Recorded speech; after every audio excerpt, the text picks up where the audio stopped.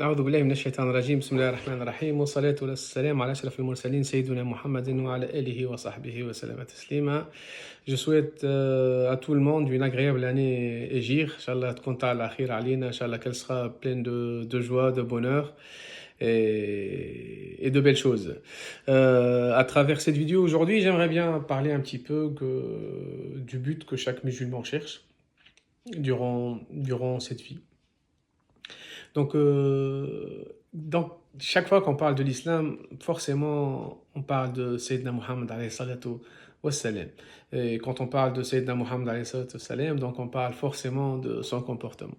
Donc, le but principal de chaque musulman, c'est que le comportement de chacun doit ressembler à celui du prophète alayhi salatu wassalam. Donc, notre comportement doit le rapprocher au maximum du comportement du prophète alayhi salatu wassalam. La question qui se pose aujourd'hui, comment on peut faire pour connaître le comportement du prophète, que ce soit comment il répondait, comment il réagissait avec les autres, comment il se comportait, tout ça on l'a pas. Donc ça va être dur de rapprocher notre comportement à celui du prophète alayhi salatu wassalam. Mais subhanallah ta'ala, avec la grâce d'Allah, le prophète alayhi salatu wassalam, il nous a dit dans un hadith: je vous ai laissé deux choses auxquelles si vous vous accrochez, vous n'allez jamais vous égarer, qui sont les paroles de Allah et la ligne de ma descendance. En fait, si je résume ça, ça veut dire les paroles de Allah sont présentes depuis le vécu du prophète alayhi salatu wassalam, jusqu'à aujourd'hui, jusqu'à l'éternité, mais l'atra, c'est ça où on dit comment on va chercher l'atra, c'est quoi l'atra, c'est quoi cette ligne de descendance. En fait, les lignes de la descendance du prophète, c'est eux qui peuvent te rentrer à la hadra muhammadiyya, c'est eux qui peuvent te faire comprendre les paroles de Allah Azza wa Jal. Maintenant, la question qui se pose, comment on peut les chercher, comment on peut savoir on peut les déterminer. Pour cela, subhanallah, Allah il nous a donné un autre outil qui est la prière de consultation qu'on peut faire et Allah il va nous guider directement. Et cette atra-là, aujourd'hui, on désigne par shir. Le shir, c'est lui qui peut te faire rentrer à la hadra muhammadiyya. Ça veut dire quoi, te rentrer à la hadra muhammadiyya?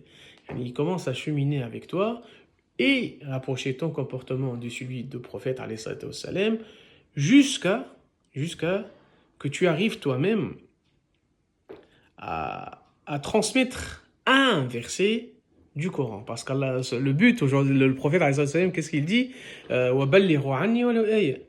Il essaie de transmettre de moi même un petit verset.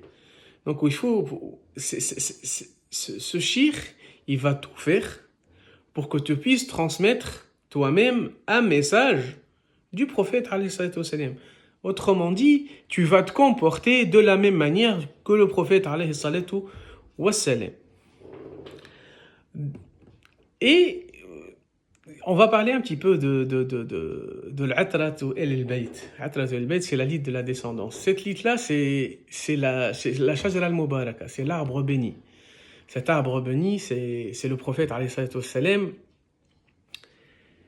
qui a transmis ce qu'il a à Sayyidina Ali. Ce dernier, il a transmis à Hassan al-Hussein, jusqu'à eux aussi, ils l'ont transmis. Et ça se répétait tout ça, jusqu'à arriver Sidi Abul Hassan al-Shadhili, jusqu'à arriver Sidi Ahmed al-Alawi.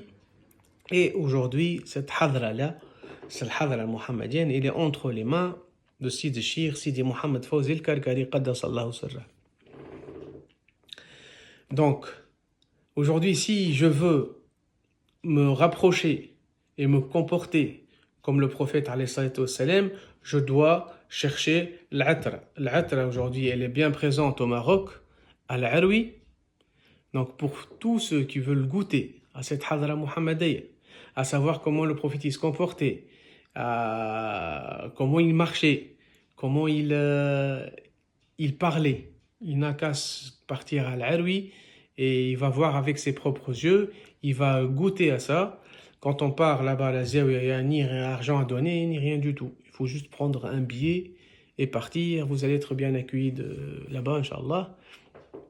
et vous allez savourer, et vous allez goûter tout ça. Donc voilà, je vous souhaite une agréable journée et j'espère, Inch'Allah, je vous vois donc, dans d'autres vidéos, Inch'Allah ta'ala. Et on termine avec la salat wa salam ala Sidi wa Habibi Rasulullah sallallahu alayhi wa sallam wa ala alihi wa sahbihi wa sallam taslima. Subhana rabbika rabbil izzati amma yasifuna wa salamun ala al-mursalin walhamdulillahi rabbil alamin.